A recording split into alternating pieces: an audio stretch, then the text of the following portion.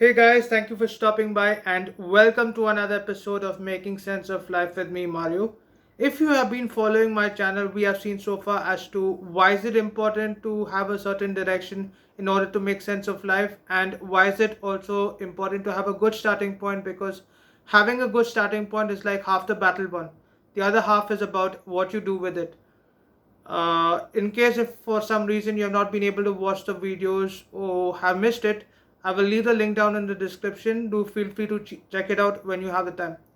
In today's video, I'm going to talk about something that touches me very personally. But before I go into that, a small disclaimer. If you have watched the introduction to my channel, I did mention that the thoughts or the ideas expressed through these videos are predominantly from a Christian standpoint, for the sheer fact that I'm a Christian and more especially a Catholic. So you are free to agree or disagree.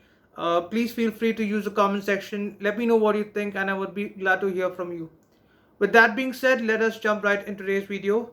And to provide a little perspective for today's video, taking off from where I stopped last time, where I spoke about God as my starting point, where I explained both from the reasons, both from a causal standpoint and also from an existential standpoint, uh, taking the premise that God is the creator of everything that exists.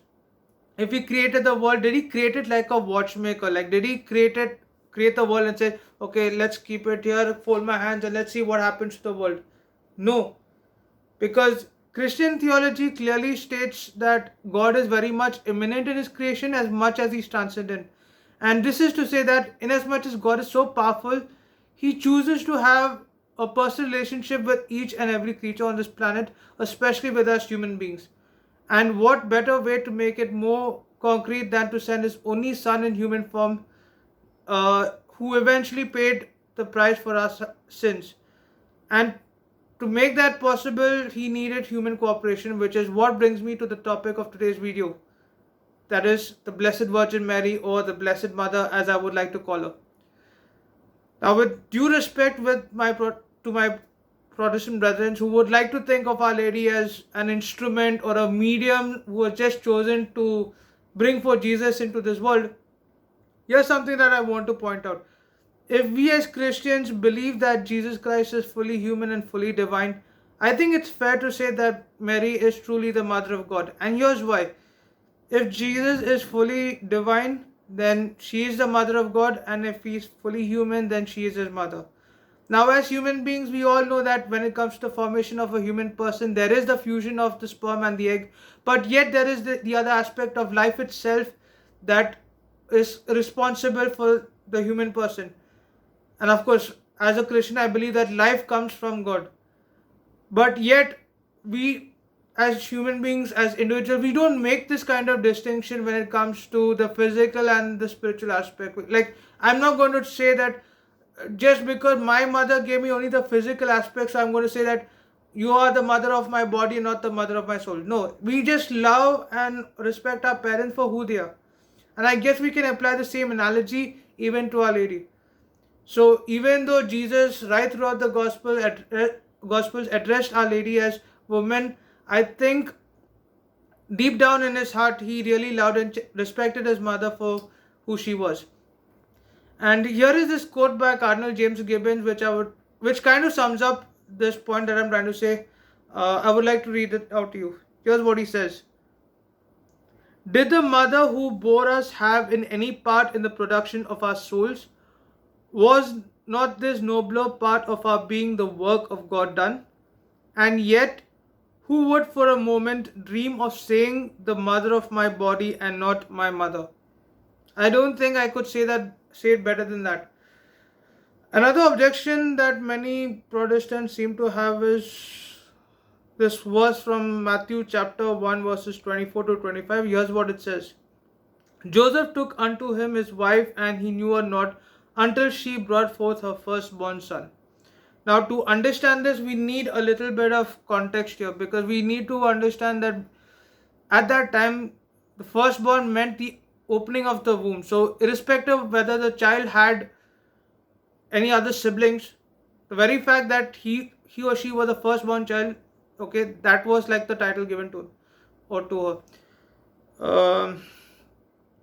If you look at the Old Testament, Okay, and you compare it with the New Testament, especially when we look at the fall of humankind, there are three main characters.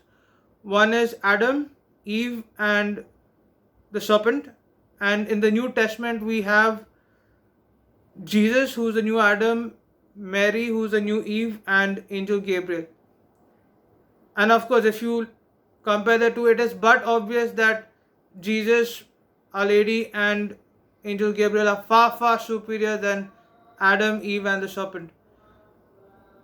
Now, here's something that I would like to point out. If Our Lady was conceived even for a moment in sin, how could a God who's so powerful, who is so pure, be conceived by a woman who was, you know, born from sin or who was conceived in sin?